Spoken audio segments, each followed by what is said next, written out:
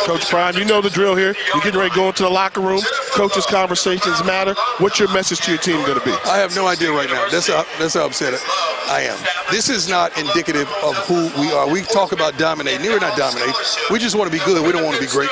We don't want to just dominate and go pro. We're cool with playing in HBCU. We're cool with that. I want these guys to just think outside the darn box, and we're just playing down to the level that we're playing up against. All right, Coach, we appreciate you. Thank you for your time. Thank you. God bless. I'm going to tell you this. If I'm a Jackson State football player, I don't want to be on the receiving end of Coach Prime's message in the locker room. What's going on, everybody? This is Randall Barnes, the founder of HBCU Pulse and the host of HBCU Pulse Radio, here to talk about the comments that Deion Sanders made in the halftime of Jackson State's dominant win over Grambling State University. So the halftime score was 17-21. Grambling started to make a comeback in the second quarter.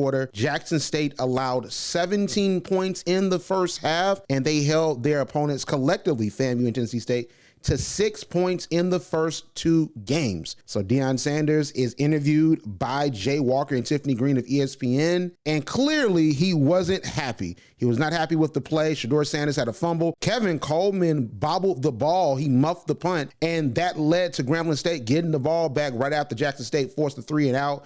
And it seemed as if we were cruising to Jackson State getting his first loss on the season to former NFL head coach Hugh Jackson. But in the second half, Jackson State turned it on and really dominated, like Deion Sanders said. But my thing here is this for Coach Prime, Deion Sanders. The comments that he made, it didn't really sit right with me, and I want to pose it to the HBCU Pulse audience. Do you think Coach Prime was dissing Grambling State University and downplaying HBCU football and the talent that we have? Or do you think he just was talking about how his team needed to play better and they weren't playing up to his expectations? Because a lot of folks on social media felt the way that I felt. We all were sort of iffy on his comments. So for me as a person, I always try to work and operate in excellence. So I understand having a standard for your team and understanding that you want to dominate and lead the pack. But I think that what he said is like counter messaging to what he's been about ever since he got to Jackson State. In 2021, we did not have any HBCU football players drafted, and there have been years that has occurred. Now, that doesn't mean that HBCU football players have not gotten into the league, but there weren't HBCU football players that were drafted off of the board in any of the rounds in 2021. So you had Deion Sanders. He said, listen, this is going to be the last year that happens, because collectively, HBCUs, we're going to work together to make sure that we get our players drafted and we bring attention to HBCUs. But in this comment, I'm hearing, listen, Jackson State is better than everybody else. We lead the pack. Grambling, yeah, we only have them down by 4 points. And yeah, they had a comeback on us. Yeah, they forced a fumble on Shedeur. And yeah, they recovered the muff punt that Kevin Coleman dropped. They recovered it. And they were playing great defense and putting pressure on us. But they suck.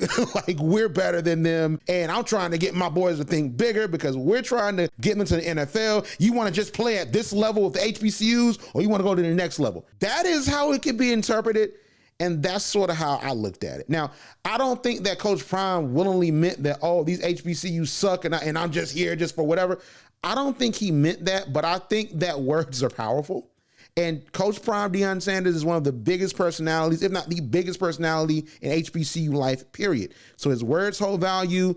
People hear him. And especially as we're trying to get HBCUs to bring in high quality 4-star, 5-star athletes and also transfers with skill, like we want to bring them in so we can bolster our rosters, so we can have players that can play at the next level, so we can have competitive play in the MEAC and the SWAC and the SIAC and the CIAA. Like, we want to basically raise the level of play the same way that Jackson State has been. Grambling State has some great players. Tennessee State has brought some great players. Alabama A&M has got some great transfers. So the level of play in HBCU football has gone up. And I feel as if with those comments, if you interpret them as if they were wrong, that is how I look at it. That's how a lot of folks are looking at it. But I do understand the other side of it where, listen, it ain't that deep. That man is here. He donated half of his salary to get a football facility finished. If he wasn't locked into HBCUs and if he wasn't trying to help us and elevate us while he be doing all the things that he's been doing, trying to help Mississippi Valley, trying to help Alcorn State, trying to talk to players and speak life into them,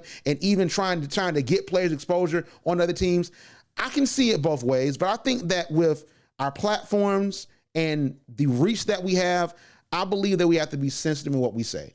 And I even think that Coach Prime, I think Deion Sanders sort of thought about it, and he sort of had a moment where he sort of paused a little bit and was like, should I say this? I just sort of think that. So I want to hear from you all, because I can see it both ways. Because when I first heard what he said, I'm like, Coach Prime, Coach Deion, what you saying, brother? But at the same time, I was like, I understand the frustration because he wants excellence from his team. He brought in 4 stars and 5 stars. He had Shador at quarterback. Shador was freshman of the year. You have all these amazing players that you developed and that you brought in, and we gave up 17 points in the first half when we held FAMU and Tennessee State collectively to 6 points. Tennessee State had 3 points. FAMU had 3 points. And we just gave up 17 points, the highest mark of the season. We're supposed to dominate on defense. So I see both sides, but I want to hear what you all think. Do you think that this was a diss to HBCUs and Coach Prime saying, hey, these HBCUs ain't on no type of level and we want to think bigger and really get y'all playing some real competitive ball? Or do you think this is just comments out of anger and it wasn't that deep?